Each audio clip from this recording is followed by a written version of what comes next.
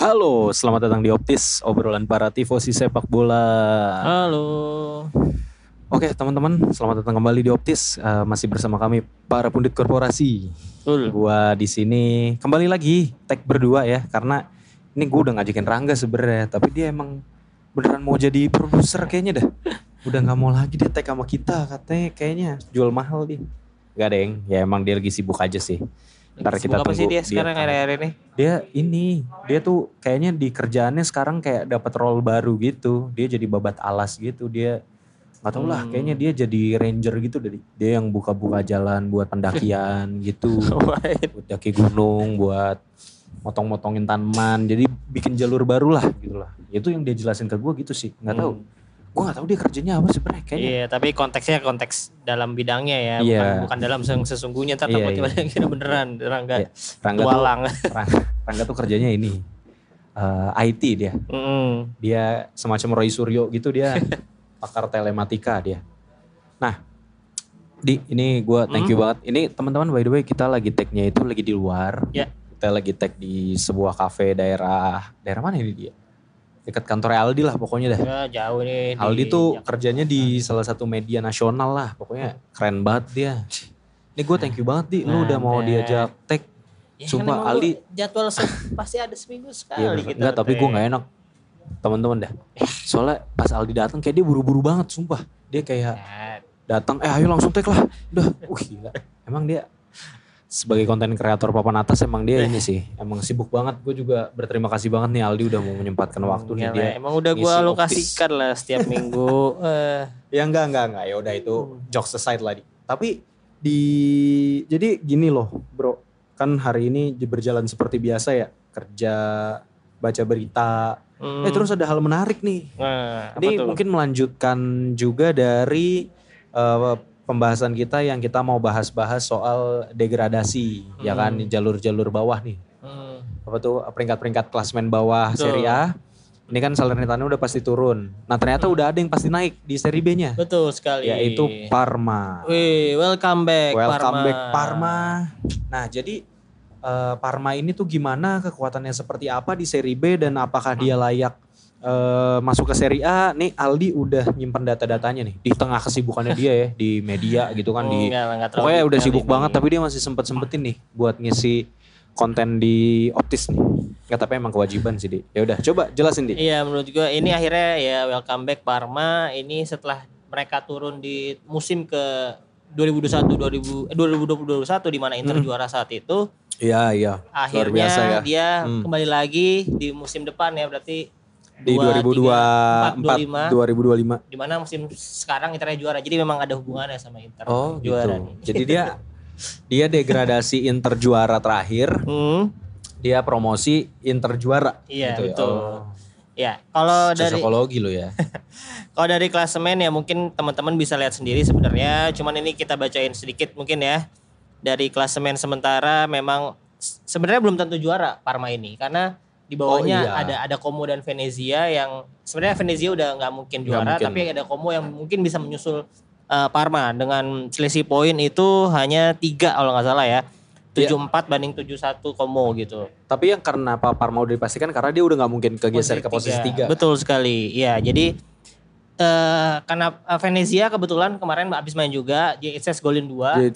Tapi mereka kalah 3-2 dengan Catanzaro dan mengakibatkan poin mereka stuck di 67, di mana kalau misalnya menang 70 mereka masih bisa Parma belum tentu lolos nih. Jadi kelolosan promosi Parma ke Serie A bergantung sama Venezia juga kemarin yang ternyata berarti kalah. Dia seri sama Bari. Gara-gara dia dapat poin dari Bari, tapi Venezianya juga kalah gitu ya. Jadi kalah. Jadi di klasemen sementara yang udah 36 kali bermain masih sisa 2 game lagi mereka. Sisa 2 game kan ya? Sisa 2 game lagi. 38 match ya? Iya, sama kayak Serie A. Oh iya. Parma 74, Como 71, Venezia 67, Cremonese 63.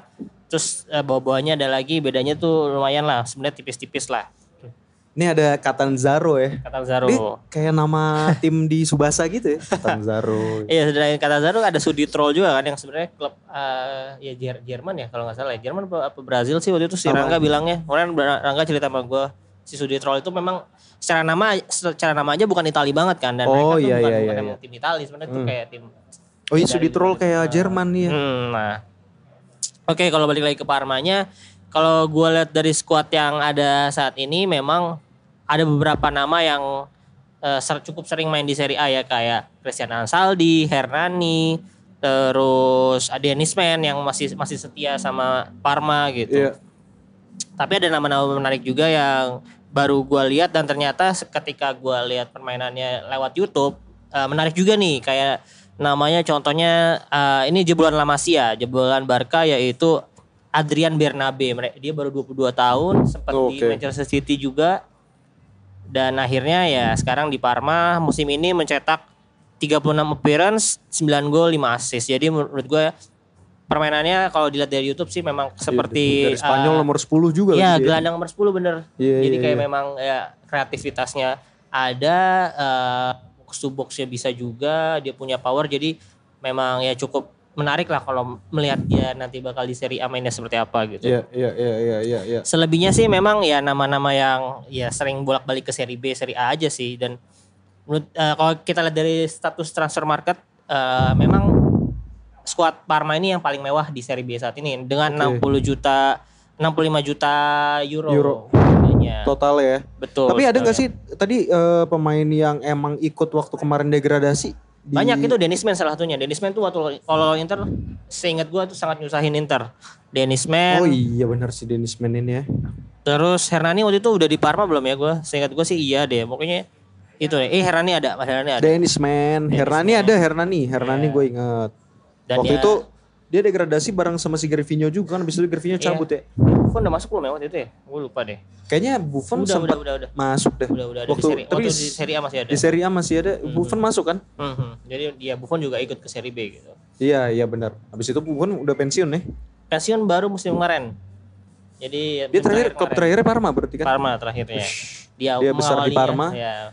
Pensiun di Parma ya. Betul. Sayang nggak dipertahankan Juve. Padahal kita lebih mengenal dia legenda Juve. Emang aneh Juve. Ya udah jangan ngomongin Juve lah. Ya tapi kalau kita ngomongin Parmanya, apa yang kira-kira top of mind lu? Entah itu pemain atau suatu kejadian event yang mengenai Parma gitu. Mengenai Parma ya mungkin yang paling fresh ya gue ngelihat Gervinho sih. Dia waktu itu gue lagi nonton Parma, gue lupa lawan Milan apa lawan apa gitu ya. Pokoknya dia lari-larian sendiri, gocek-gocek terus golin. Gue lupa kayaknya waktu itu lawan ini deh. Lawan Chievo kalau gak salah yang gue tonton ya. Lawan yang lambangnya ada warna kuning tuh. Chievo. Ya Hellas Verona juga. Iya bukan Hellas Verona, Chievo Verona. Yang paling gue inget itu. Terus kalau momen Parma nggak ada sih gue nggak terlalu ngikutin Parma dan gue nggak besar dan nggak sadar Parma besar di tahun 2000-an awal itu kan. Nah jadi gue nggak banyak memori tentang Parma. Kalau lu ada? Ya paling ya itu saat mereka juara juara UEFA dulu namanya UEFA Cup ya namanya ya kalau nggak salah. Emang lu udah nonton? Iya belum, tapi ya kan kita tahu lah itu sejarahnya gimana mereka bagus-bagusnya gitu. Iya kalau itu iya sih. Ya cuman itu sama kalau pemain ya yang sangat ini, gue bukan Crespo, bukan Crespo Adriano juga, ya. Tapi Luka Amauri. Amauri itu Luka bukan ya? Amauri pokoknya namanya. Ingat gak pemain? Tahu Amauri. Amauri kan pernah di Juve. Iya, Amauri yang gondrong dan sangar itu mukanya. Agak ke India-Indiaan. Amauri ini kan Carvalho di Oliveira. Iya, betul sekali. Iya, dia pernah main di Juve. Iya benar, dia dari Parma nih. Nih kalau dari Parma gue tahu banyak yang main ditarik ke Juve. Crespo juga dari Parma, gue masih ingat dulu zaman 2000-an fotonya Crespo pakai baju Parma ada di mana-mana, terutama poster sih. Lu kalau lihat di warung-warung di kalender, nah itu ada Crespo pakai baju Parma tuh. Iya sih. Itu yang salah satu yang gue inget itu sih. Dan ngomong-ngomong soal Parma, kayaknya ini kayak sebuah dejavu sih kalau gue lihat tadi. Soalnya kemarin waktu gue tuh ada datang ke event yang lu share tapi lu nya nggak datang. Yang ke Gone Shirt itu loh, yang di Kemang. Ya, boleh Mbak. Yang di Kemang, terus itu kan lu nge-share kan, gue kira lu mau datang, ternyata lu nggak datang tuh, kampret. Nah itu gue ngeliat jersey Parma waktu itu ada jersey kipernya, waktu itu Buffon muda, gue lupa nomornya berapa tuh, kayaknya bukan nomor 77 apa? Bukan nomor 1. Sekarang. Enggak, iya bukan. Gue lupa nomor 1 apa nomor berapa. Justru yang dia pensiun 77. Iya, jersey Buffon lah. Nomor 1 deh kalau nggak salah Buffon di Parma itu kan. Nomor 1. Terus itu gue agak salah ingat juga ya. Pokoknya ada jersey kiper Parma lah, sama ya baju Crespo-nya Parma tuh ada tuh. Tapi ya, harganya mahal. Iya pastilah. Main-main jersey tapi jersey bagus, bagus. Iya, mungkin kalau yang notable player lainnya ada Lilian Thuram juga, Gianfranco Zola, Enrico Chiesa. Iya benar. Chiesa itu bapaknya Chiesa bukan? Iya, Enrico dan Lilian tuh. Maksudnya sama-sama anaknya main bola lagi. Anaknya main bola lagi. Fabio Cannavaro, ya masih banyak lah sebenarnya. Tapi ya dengan baliknya Parma juga gue seneng karena sebenarnya tuh Parma di Indonesia ya, itu justru lebih banyak fansnya daripada Napoli menurut gue. Karena tapi ya umurnya udah lebih uzur aja daripada Napoli. Mungkin kalau disuruh mau datang semua fansnya iya sih. Kalau nobar gue rasa nggak 8 orang lah. Iya. Dan di sosial media tuh mereka tuh masih ada di Twitter, di Instagram. Dan masih ngepost ya. Maksudnya at least ngucapin congratulations atau update skor. Iya. Iya keren juga ya. Adminnya kayak iseng banget, sumpah gabut. Tapi gue respect sih sama adminnya fans-fans klub kayak Parma gitu. Maksudnya kan sebenarnya di generasi mudanya kan nggak banyak yang ngikutin gitu ya. Mungkin ada tapi nggak banyak. Terus generasi seangkatannya pun mungkin udah nggak bergairah seperti 20 tahun lalu gitu kan. Tapi mereka masih konsisten ngepost, itu gue respect sih. Gitu. Tapi apa yang bisa diharapkan dari Parma di Serie A? Apakah dia akan kompetitif atau kira-kira ada pemain-pemain yang bakal dicomot-comotin atau ternyata dia banyak pemain yang loan atau enggak gitu? Kalau lu dari hasil research lu gimana? Musim pertama sih gua rasa ya kalau dengan persaingan Serie A di papan bawah yang sekarang ya. Yang sekarang kan memang agak kurang yang di 10-11 ke bawah gitu. Yeah. Maksudnya dari Salernitana, Udinese, Cagliari. Nah, menurut gua sih Parma seenggaknya bisa bertahan sih musim depan. Kalau misalnya tim Serie A-nya masih kayak gini. Kalau masih yang enak-enak gitu ya. Maksudnya mungkin yang bisa terdegradasi malah kayak Frosinone. Kayak Hellas Verona mungkin ya. Iya, Hellas Verona kan sebenarnya ya. Kalau dia belum terdegradasi ya di musim ini ya. Terbantu dengan beberapa, apalagi si Frosinone ya, terbantu dengan beberapa pemain yang dipinjamkan oleh tim besar kayak Juve gitu contohnya. Iya kan? Benar sih.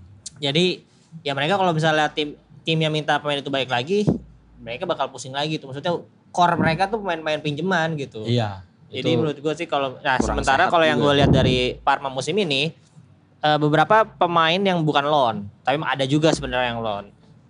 Jadi menurut gue kalau misalnya Parma bisa mempertahankan timnya saat ini, gue rasa ya bisa bertahan lah seenggaknya di posisi belasan tapi di atas 16 mungkin. I see. Jadi posisinya tetap papan bawah, dekat-dekat jurang degradasi ya, tapi paling 15-16 lah ya. Ya 40 poin bisa lah Parma menurut gua. 40 poin musim depan. Karena seenggaknya kalau atau 36.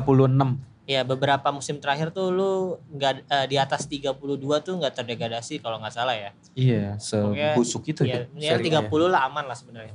Hampir aman lah. Oh, kalau lu posisi lu kalau lu poin akhirnya 40 kayaknya lu dapat di posisi 11-12 gitu sih bisa. Bisa. Di atas 15 lah. Gitu. Oke, berarti buat Parma itu ya kita tunggu ya kejutannya di Serie A gimana. Tapi ngelihat jersinya dia yang ikonik itu ada lagi di Serie A sih, gue ngelihatnya kayak itu emang tempatnya sih buat Parma sih. Gitu Al. Nah, terus sebenarnya ada juga yang menarik nih dari dua tim di bawahnya. Ya. Como dan Venezia. Kalau Como itu dimiliki oleh orang Indonesia, sedangkan Venezia ada back timnas Indonesia. Betul sekali. Si J. Itzes.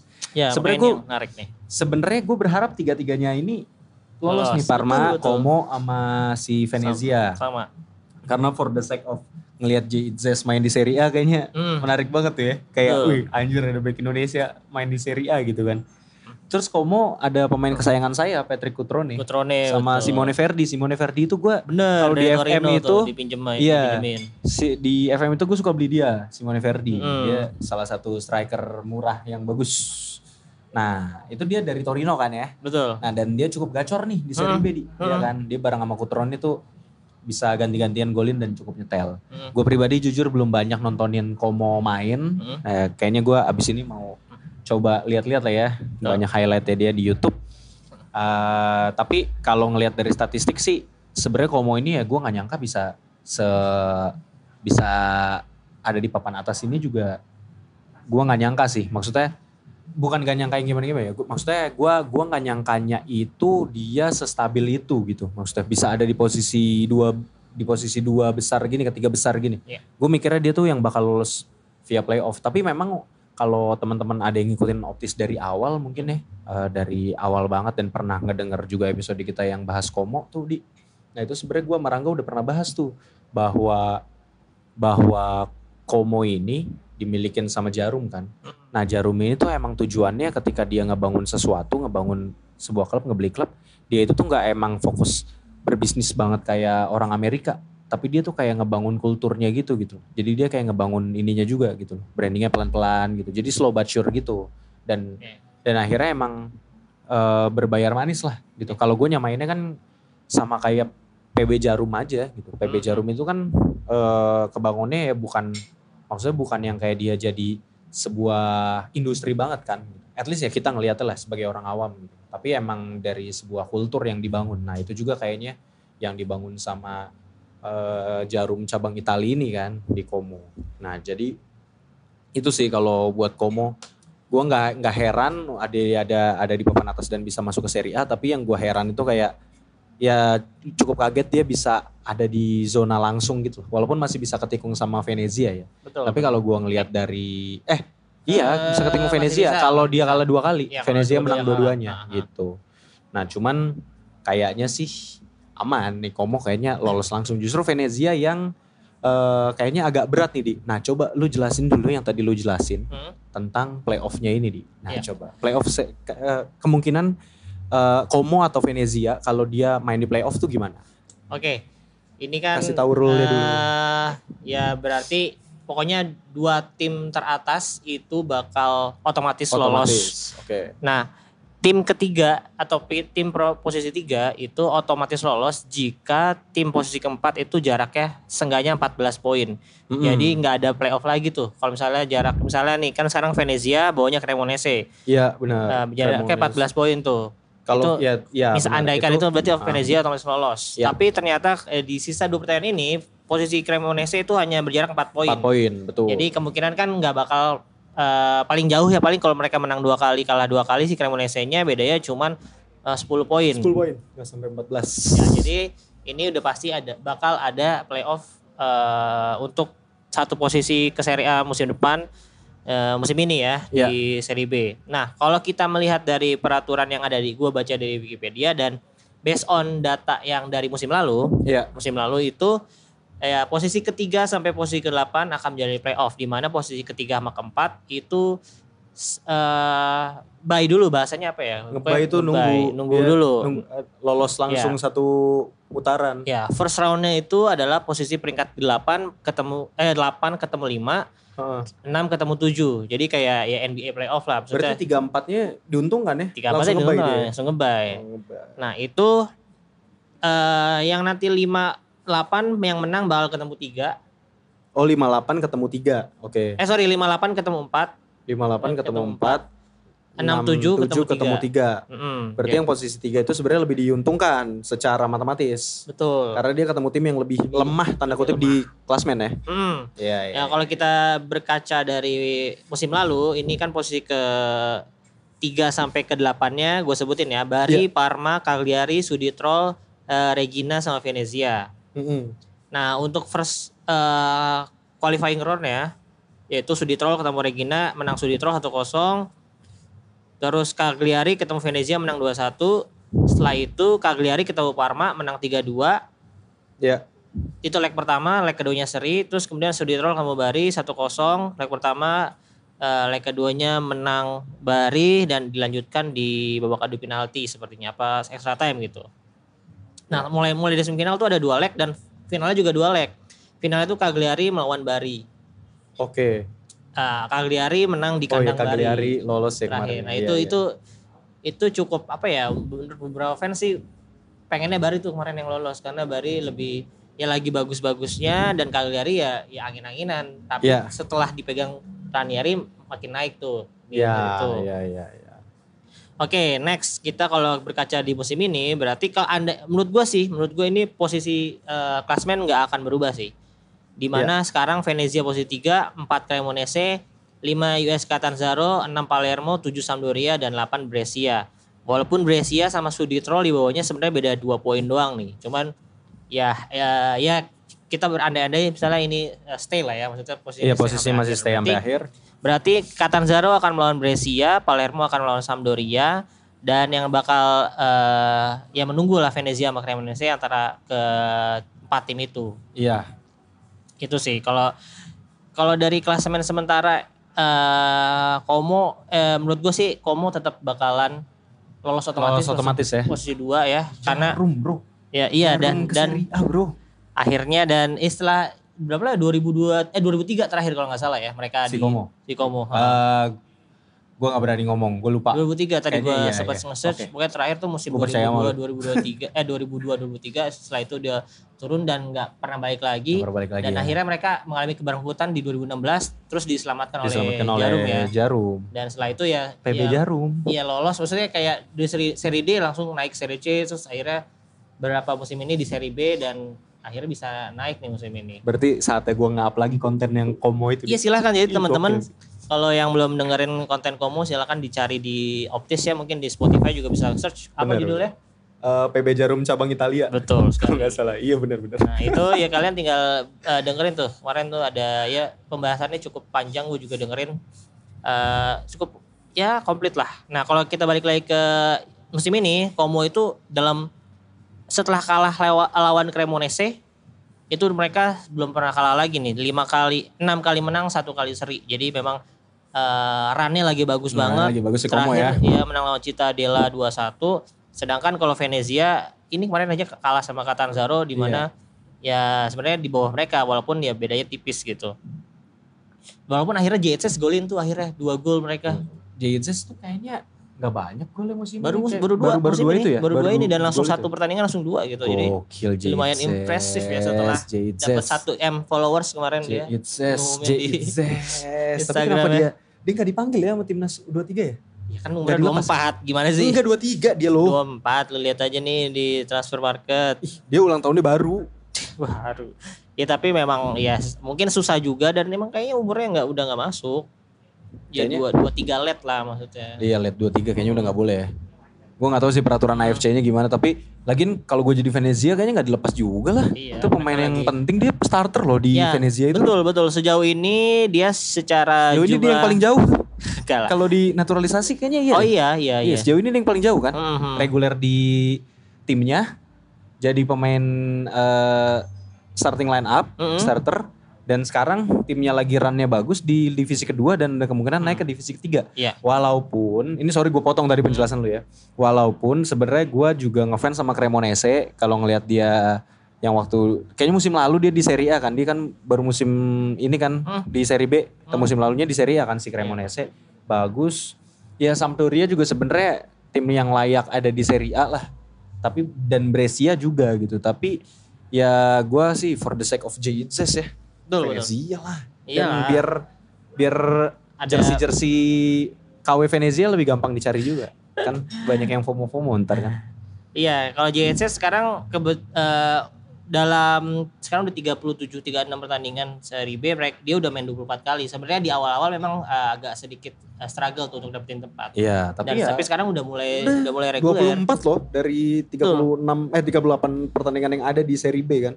Iya. Jadi dia tim-tim seri B tuh main di Copa juga kan nih? Main. Pasti main kan di Copa. Copa itu sampai seri C apa seri D sih? Kayaknya Copa mah sampai sejauh-jauhnya deh. Tapi kan ada putaran-putaran ya kan? Seri C tuh punya Copa sendiri lagi. Biasa mereka kayaknya iya. Gue lupa deh, mungkin C atau B ya, tapi ya yang C pasti misalnya C ikutan tapi dari dia dari putaran yang jauh lagi, dari berapa ratus besar. Ya udah jangan kita kelebaran lah. Jadi gitu. Nah, kalau misalnya ini terjadi playoff menurut lu Venezia bisa ini enggak? Kalau playoff kayaknya udah beda deh. Udah beda ini deh. Hawanya tuh udah beda deh. Iya. Ya kalau misalnya kita lihat kemungkinan besar kan dia bakal ketemu posisi ke-6 atau ke-7 yaitu Palermo atau Sampdoria nih. Iya. Dimana Sampdoria kita tahu ya Pirlo ya. pelatihnya dan Pirlo. Palermo juga ada Dybala dulu. Kalau udah beda sekarang. Pirlo ntar gue cek dulu sejauh ini tuh mereka tuh udah berapa kali menang. Pirlo kayaknya kalau misalnya dia buntu ini dari dia yang main dah jadi gelandang. Kok masih bisa Pirlo? Dia masih mastermind ya, mastermind taktik ya. Dia gak cocok jadi pelatih, dia harusnya sambil ngelatih sambil main sih menurut gue sih Pirlo sih. Iya, sejauh ini Sampdoria tuh 14 kali menang, 9 kali seri, 13 kali kalah dengan goal difference yang 0. Jadi sama-sama sering kebobolan, sama-sama cukup. Pirlo itu ngelatih dari awal apa enggak? Iya. Ngelatih dari awal di Sampdoria ya? Jadi abis dari Juve kan dipecat, dia ke Sampdoria emang. Oh. Nah ini. Oh iya deh, iya benar-benar. Ya kalau misalnya gue langsung lengkap, ini menurut gue kalau dari tim-tim playoff ini memang yang paling berbahaya Sampdoria sih yang gue lihat ya. Iya. Dari secara squad dan ya pengalaman di Serie A tentunya dan pemain-pemain yang tersedia saat ini, memang Sampdoria kemungkinan bakal membahayakan Venezia. Gue juga gue sama kayak lu, secara keinginan pasti Como sama Venezia gue pengen otomatis lolos. Iya. Como udah ya 95% lolos lah. Kalau kita lihat dari klasemen hanya butuh, kan bedanya sama Venezia beda berapa poin? Sama Venezia beda 4 poin. Jadi mereka sekali menang besok tuh udah otomatis lolos. Iya. Kalau dari Sampdoria, balik lagi ke Sampdoria itu punya beberapa pemain Inter. Ada Filip Stankovic yang udah main reguler juga, ada 35 kali main, sama Sebastiano Esposito. Oh Esposito ya. Udah 20 kali main, 5 gol 6 assist. Jadi memang lumayan lah.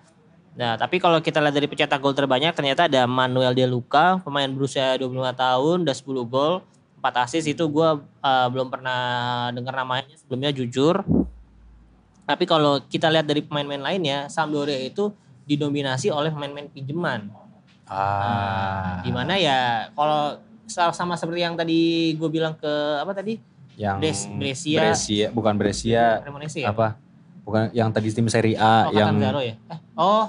yang tim Serie A tadi Frosinone. Ya, Frosinone itu kan banyak diisi pemain intinya itu kan pemain pinjaman banyaknya. Nah, ini Sampdoria pun kalau misalnya dia lolos ke Serie A bisa jadi agak berantakan juga. Iya, kalau misalnya ditarik lagi pemain-pemainnya. Atau misalnya di Esposito kan kemungkinan ya di Inter karena strikernya udah agak numpuk mungkin ditarik terus dijual lagi. Tapi gue nggak tahu bakal dijual ke dia lagi atau enggak. Ya. Tapi kalau dari pemain-pemain lainnya nih ada nama yang menarik ya. Ada Fabio Borini ternyata main di sana. Fabio Borini masih 33 tahun, masih main 20 pertandingan, 6 gol 3 assist. Oh Borini itu masih muda ya? Iya, 33 sih lebih muda daripada Acerbi sih emang. Iya, sama yang Acerbi lebih muda Borini cuy. Iya, terus Borini. Pemain ini pinjaman dari Hellas Verona Fabio De Pauli yang kayaknya dari awal musim ini baru dipinjemin deh. Dia 32 kali main, dia right back, 4 assist, 4 gol. Kalau dari Hellas Verona aja dipinjemin berarti dia kurang. Ada lagi Facundo Gonzalez, main pinjaman Juve, Primavera Juve sepertinya 20 tahun. Nah, itu biasanya agak bagus tuh. Jadi ya ini ada pemain dari Empoli, Petar Stojanovic, ini juga cukup beberapa kali gue lihat namanya. Valio Ferre, Nicola Muru juga itu masih dari Sampdoria terdegradasi masih ada. Kan musim lalu ya degradasinya. Nah, terus ada satu nama yang menaik lagi ada Stanis Pedrola, left winger. Ya ini juga dari jebolan La Masia.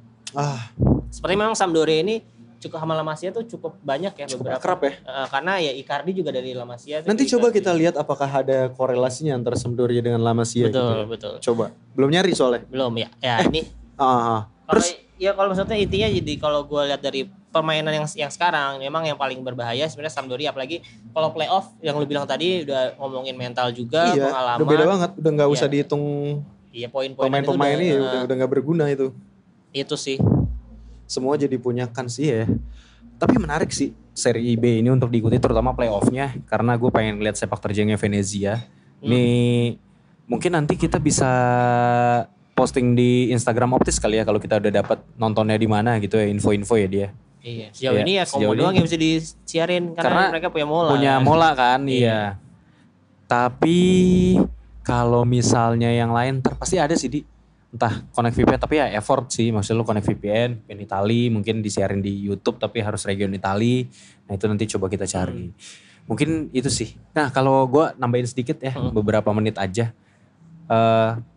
tim yang bakal degradasi, 2 tim lagi yang bakal degradasi menurut lu siapa? Kan waktu itu kita udah pernah bahas tuh. Kalau lu kan ngelihatnya Udinese, sama satu lagi kalau nggak salah lu berharap Sassuolo itu Sassuolo. Iya. Enggak, kalau nggak salah lu berharap Sassuolo kagak kedegradasi. Enggak degradasi, gue berharap. Oh iya biar nggak nyusahin Inter lagi ya.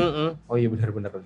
Berarti Udinese, Sassuolo, Salernitana. Ini kalau misalnya ini masih stay sampai akhir musim, berarti ini adalah 3 tim yang sesuai prediksi lu nih. Betul. Ya kan? Ini prediksinya waktu itu kita di Giornata Optis sebelum, kan ya? Iya sebelum kita bahas Inter ya? juara. Oh iya benar di episode itu ya. Gue lupa. Ketuker-tuker gue sama Pinsport. 3-1, 3-2 kalau gak salah. Iya. Kalau gue ya Salernitana udah pasti. Sassuolo, Udinese gue gak pengen. Justru gue lebih pengen kayak Frosinone. Kalau kemarin gue iya bilang. sama sih sebenarnya ya. Ya. Pemainnya bertahan sih cukup bagus mereka. Udah Frosinone aja lah. Ya kita lihat aja ya teman-teman, nanti kita infoin lagi seri B gimana. Kita looking forward untuk ngelihat J-Itzes bisa main di Serie A sebenarnya ya. Ya tapi makanya kita bikin episode ini ya. Betul. Nah, pokoknya ya kita pasti diam-diam juga kita ngikutin sepak bola Indonesia ya, apalagi sekarang U23-nya hari ini bakal main nih. Kita tag ini di hari Kamis. Ini episode tayangnya Jumat. Ya memperebutkan 1 tiket ke Olimpiade melawan Irak dan kita harap bisa lolos. Tapi ya balik lagi kalau misalnya Como Venezia walaupun Como udah 90% tadi gue bilang lolos, seandainya ada miracle nih, lu sebenarnya lebih pengen atau poinnya masih sama nih, sebenarnya lebih pengen Como-nya atau Venezianya yang lolos otomatis? Wah berat ya. Como sih kalau gue tetap Como. Maksudnya karena gue ngelihat ini adalah tim yang banyak diisi orang Indonesianya juga gitu. Ya memang mostly pemainnya Itali, cuman kan manajemennya gitu ada si ini juga kan. Aduh gue lupa siapa tuh. Yang dititipin. Iya pelatih. Kurniawan Dwi Yulianto. Iya benar, maksudnya ya gue pengen aja gitu dia bisa jadi orang yang terlibat gitu untuk bisa membawa sebuah tim itu di Serie A, karena menurut gue butuh juga sih dari sisi manajemen, point of view manajemen itu untuk mungkin nantinya bisa memajukan sepak bola Indonesia di Indonesia gitu. Amin.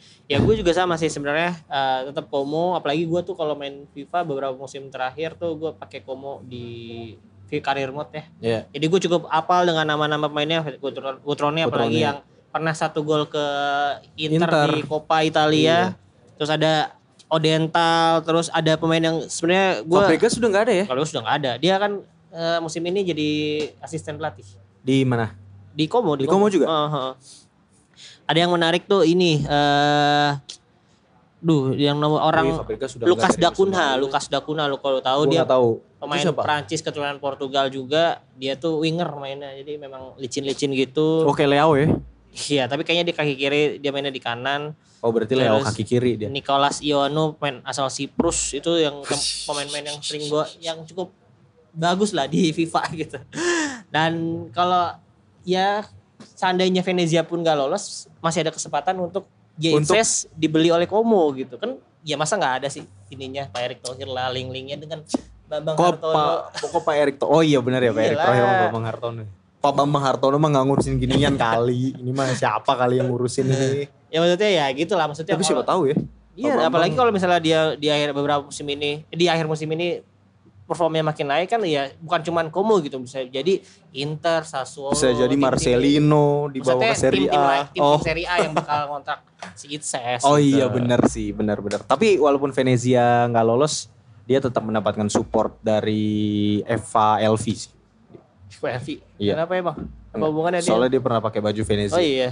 Lu tau Eva Elvi siapa kan? Tahu lah. Ya lu kan itu. Lu kan mesum lu men. Ya udah, mungkin itu aja untuk episode kali ini ya. Semoga teman-teman bisa menikmati dan bisa menemani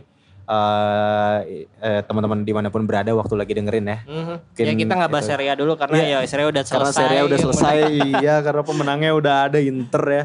Iya dan Milannya juga udah pasti lolos UCL. Kan ada tim lain. Itu aja Serie A ya, akun Serie A Instagram lagi ngeposting karena ini harinya Harry Potter Day. Oh, iya. Jadi kayak who will catch the golden snitch gitu. Itu ada gambarnya Napoli, Roma, Juventus, Fiorentina, Atalanta tadi kalau gue lihat. Jadi kayak pakai sapu terbangnya Harry Potter gitu. Jadi sebenarnya masih seru, cuman kita lagi pengen ngebahas ini aja. Karena kan kita anti mainstream. Ya udah, mungkin itu aja teman-teman. Terima kasih sudah mendengarkan. See you on another episode. Ciao. Thank you. Aldi udah buru-buru soalnya nih teman-teman. Kacau banget. Dadah.